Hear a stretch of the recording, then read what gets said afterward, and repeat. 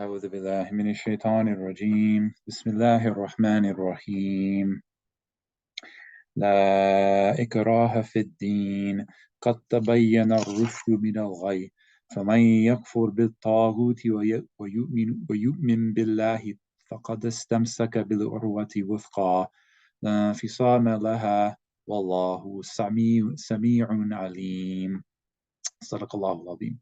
Allah subhanahu wa ta'ala says, "Let there be no compulsion in religion. Truth stands out clear from error.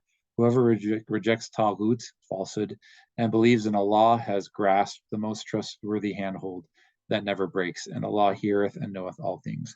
Assalamu alaikum. Welcome to another edition of Islam for Europeans. I wanted to talk about the Qatar World Cup 2022 and some of the statements coming from both Muslims and non-Muslims. Um, but I want to, roll it back a little bit. When I first converted in 2003, you know, and I'm sure it's a lot worse now. You're basically living in two spheres as a convert to Islam. You have your non-Muslim friends and family, um, and when you first convert to Islam, you obviously feel a lot of pain and dismay because you realize that you believe Islam is the truth, and you want so bad for any of your friends and family to join you on this path. And that is a struggle that never ends, really. I mean, imagine, thinking that, you don't know what's going to happen to your friends and family afterwards. And you want to show them the beauty of this religion. But you just don't know how, because oftentimes, your non-Muslim friends and family don't want to go to a Muslim event, or that's at a mosque, or even at a restaurant, because it's just not their turf. And the depending on what the reactions is, they may have a very negative attitude towards Islam or a very positive attitude towards Islam, and everywhere in between. So you honestly, as a convert to Islam, you have to be on your best behavior. You can't afford to say angry or negative statements or insult them. You want to try to embody. This is part of our deen too, that we want to embody the manners of the Prophet Muhammad, peace be upon him. And then you have the Muslim sphere, where, like many Muslims are very warm and welcoming to you. And, they wish the best for you. And they even wish the best for your friends and family. They may ask, oh, did you convert your family head? Right. But the fact of the matter is, some of them, not even most of them, but, a vocal minority have a lot of anger and fear and resentment towards the West, towards white people, towards non-Muslims in general. And that's to an extent understandable, given the fact that, there's very little interaction, and you have a, anti-Islamic media and government apparatus in many Western countries that, just intensify, this anger towards Islam. Right. And then these two spheres almost never interact. Right. Muslims, you have to literally drag them out to a non-Muslim event or even to your family's house. They're too reluctant to go, and vice versa. I mean, non-Muslims often don't want to go to a mosque. And one of the biggest barriers in that is alcohol, right? For Muslims, the most strictest Islamic opinion is that you can't even be at a table that sells alcohol, right? And there's some relaxation of those restrictions. I know many scholars have created fatwa specifically for converts that since you have to take care of your family. I mean, even if they're drinking alcohol, it's not like you just can't be around them. You still have to serve them. You still have to be good to them, right? And so Muslims don't go anywhere there's normally where alcohol is being served, and vice versa. Non-Muslims, a lot of the social aspect is all around alcohol. Like for them, like you have to have beer in the fridge. You go to a restaurant, has to have LCBO. You go to a sporting event, there has to be alcohol. So that just creates this big barrier. But Qatar World Cup 2022, now you're not only mixing these two groups together, who if they ever interacted, it would probably be negative and turn into a huge argument. And on top of that, you're making alcohol forbidden in some areas and not forbidden, allowed in other areas. And that's what we're seeing with the World Cup. So that's going to create a lot of issues, and a lot of people. It's an opportunity for dawah nonetheless. I mean, you have non-Muslims who are coming there. I know that Qatar, they had a Quran competition as part of the opening ceremony. Zakir Naik is in Qatar, and several people took their shahada.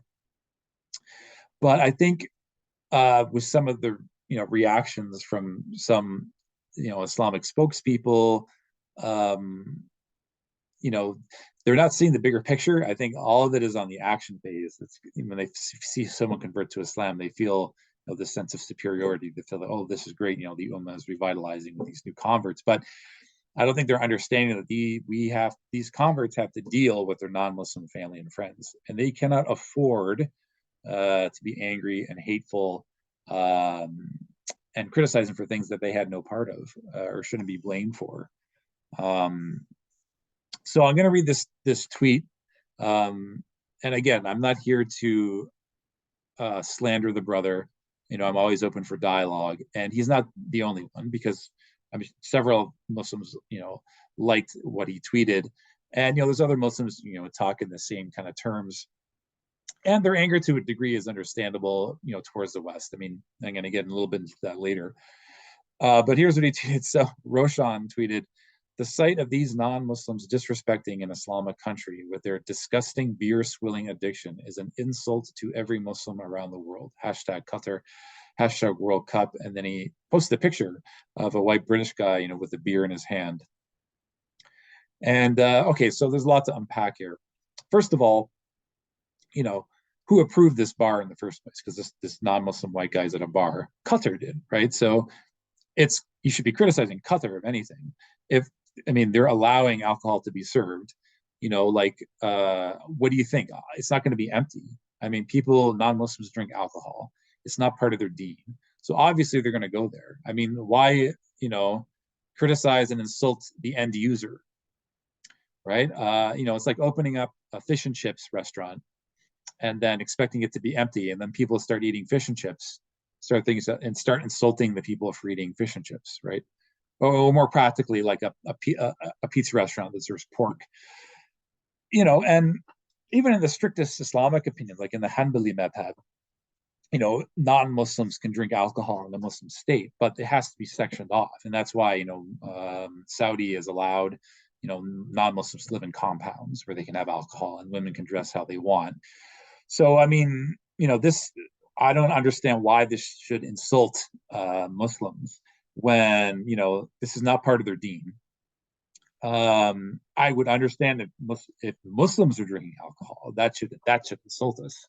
But why blame, people who are drinking alcohol anyway? And it's not like, this is just a recent thing that Qatar is doing. Non-Muslims have been drinking alcohol in the Khalij for decades, for centuries, like even at the time of the Tabi'in, even the Sahaba at the time of Rasulullah sallallahu alaihi wasallam, non-Muslims drank alcohol. And so I don't get it. But there's a lot of vitriol in that statement. And, many of these non-Muslims, they may have come to Qatar thinking, you know what, I don't harbor any anger towards Muslims at all. I do drink, but I still, want to get the experience of being in a Muslim country because I've never been in a Muslim country before. And there's probably many Western non-Muslims who went to Qatar thinking that. But imagine being this, white British dude, and we don't know what his intentions are. Maybe he hates Muslims. Maybe that's why he posted it, or maybe it's just some rando in a bar. And imagine if he's like, "Oh yeah, I want to get the Islamic experience," and then he sees this posted on social media, where he, being called basically disgusting. I could tell you that as a convert to Islam of 19 years, who's seen it all, who has seen converts to Islam being beaten up, abused by their family, kicked out of their family's house, written out of the will. If we talk this way to our non-Muslim family, there would be hell to pay, right? And I think that's what a lot of Muslims don't understand, is that you're promoting this type of talk that's not prophetic at all. And Muslims are all talking this way because you're speaking with little to no knowledge of, the manners of the Prophet Muhammad, peace be upon him. And for a lot of born Muslims, they don't have to go home to a non-Muslim family. They don't have to deal with this. And it's easy to say that, well, white people, they all hate us anyway. what's the point in trying to be nice to them? But what that does to us converts to Islam, we've been in the game for years. Like I'm a convert to Islam of 19 years. We have to face the consequences of this.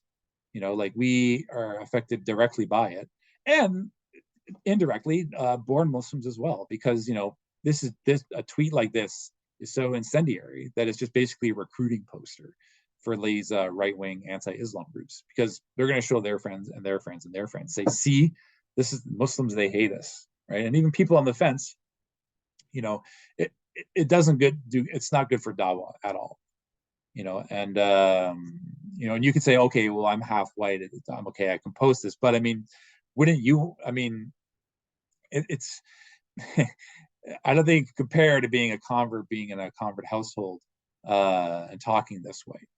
And again, here's another tweet from Roshan. I really hope that a Qadi recites Surah Al-Kafirun at the World Cup opening ceremony! Exclamation mark. Lakum dinukum waliyadin. Well, first of all, lakum dinukum waliyadin. What does that entail, right? To you be your way of life, and me mine. All right. This is why non-Muslims living in a Muslim country don't have to follow the Sharia, the rules of the Sharia, as long as it's not affecting Muslims. So right there, you're contradicting yourself and saying, why are these disgusting people, why are these people drinking alcohol? It's just disgusting. And on top of that, why recite Surat Al-Kafirun? I mean, why not Surat Maryam? Why not Surat Al-Rahman? Surat Maryam was the first surah that was recited to King of Habasha, right? Because there was that connection there. They were a Christian, the king of Ethiopia, and he ended up converting to Islam. But why have this really angry attitude that you're dishing out, and just basically any non-Muslim? You're making it much more difficult for those who are actually interested in Islam. We're trying to change the game and say, look, Islam has a lot to offer, when we have to deal with the relationship with our non-Muslim friends and family. So it's just really, I mean, Zakir Naik, would he start off his lecture saying, Surat Al-Kafirun when he's trying to give dawah to non-Muslims? And I get it.